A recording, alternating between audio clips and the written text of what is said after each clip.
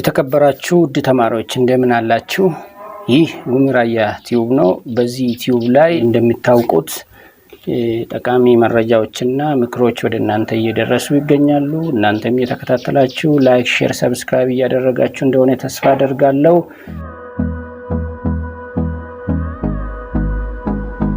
በዛሬው ዕለት ደግሞ የቀረውን የጥናት ስልት አራተኛውን ዛሬ አብረን እንመለከታለን።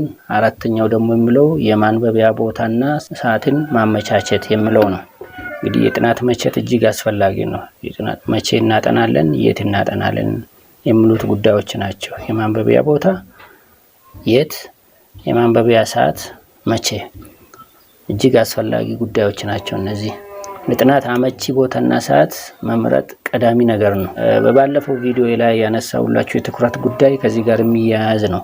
ምክንያቱም የምናጠናበት ሰዓትና የምናጠናበት ቦታ አመቺ ካልሆኑ ትኩረታችን ሊረብሹ ስለሚችሉ ከሱ ጋር የሚያያዝ ይሆናልና የጥናትን መቼት በደንብ ማወቅ፣ መለየት፣ በአግባቡ መጠቀም ያስፈልጋል።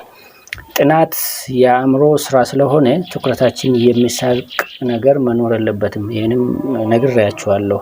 ትኩረታችን የሚሰርቁ ከነዚህ ነፃ ለመሆን ደግሞ ቦታ መምረጥ፣ ሰዓት መምረጥ እጅግ አስፈላጊ ነው። የጥናት ቦታ የሚረብሽ ድምፅ የሌለበት ቦታ መሆን አለበት። ቤተ መጻሕፍት፣ ባዶ ክፍል፣ ስፔስ የምንለው ማለት ነው፣ ዛፍ ስር እና የመሳሰሉ ቦታዎች ተመራጭ ናቸው። ብዙ ጊዜ ያው እንደ ፍላጎታችን የምናጠናባቸው ቦታዎች ይለያያሉ።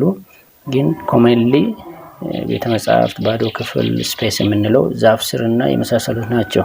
አንዳንድ ተማሪዎች ማንንም የማያዩበት ቦታ ቴንሽን ቦክስ የምንለው ላይ ሆነው ማያነቡ ከሆነ በሚወጣውና በሚገባ ተማሪ ሊረበሹ ይችላሉ። ስለዚህ ምን ያደርጋሉ? ከላይብረሪም ቦታ ይመርጣሉ።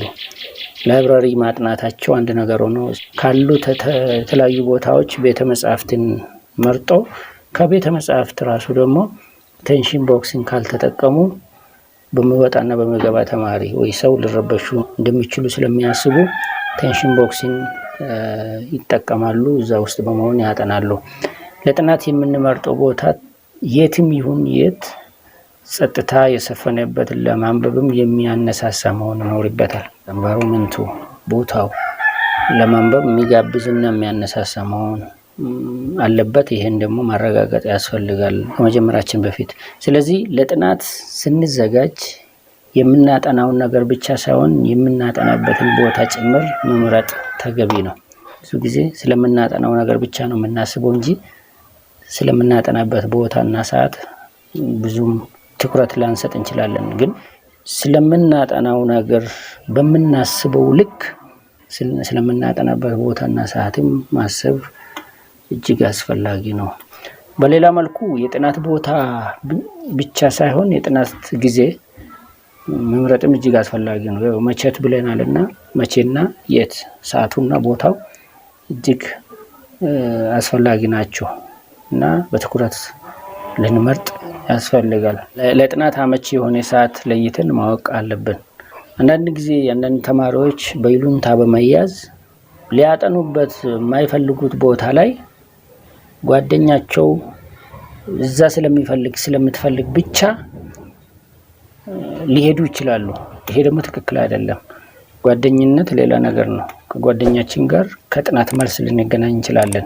ስለዚህ እኛ ላይብረሪ ማጥናት የማንፈልግ ከሆነ ጓደኛችን ደግሞ ላይብረሪ ማጥናት ከፈለገ ወይ ከፈለገች ተለያይተን በማጥናት ስንመለስ መገናኘት እንችላለን እንጂ ለጓደኛችን ብለን ማንፈልገው ቦታ በማንፈልገው ሰዓት ማጥናት ማንበብ አስፈላጊ አይደለም።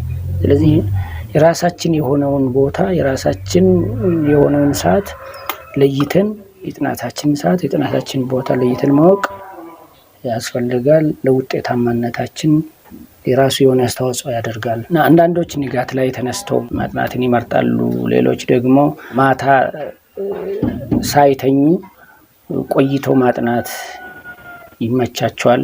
እኩለ ሌሊት ተነስተው ካነበቡ በኋላ ተመልሶ የሚተኙ ይኖራሉ። ብቻ መቼም ይሁን ለጥናት የሚመቸን ከተጠቀሱት የትኛውም ሰዓት ይሁን አስፈላጊው ነገር ያለይተን ማወቃችን ነው። በአጠቃላይ የንባብ መቸት የሚሉትን ጉዳዮች ወሳኝ ስለሆኑ አስቀድመን ልናስባቸው ይገባል። መቼ ማንበብ አለብን፣ የት ማንበብ አለብን የሚለውን በትኩረት ልናስብ ያስፈልጋል። ካሰብን በኋላ ከለየን በኋላ ደግሞ በአግባቡ መጠቀም ያስፈልጋል የሚለው ነውና የምናጠናበትን ቦታ የምናጠናበትን ሰዓት ለይተን በዛው ልክ ደግሞ ተግባራዊ ማድረጉ ለውጤታማነታችን አስተዋጽኦ ያደርጋል የምንነው አብረን የተመለከትነው። የዛሬውን እንግዲህ በዚህ ላይ አቆማለሁ። በሚቀጥለው አምስተኛውና የመጨረሻውን የጥናት ስልት አብረን እንመለከታለን። እስከዛው በሰላም ቆዩ። አመሰግናለሁ።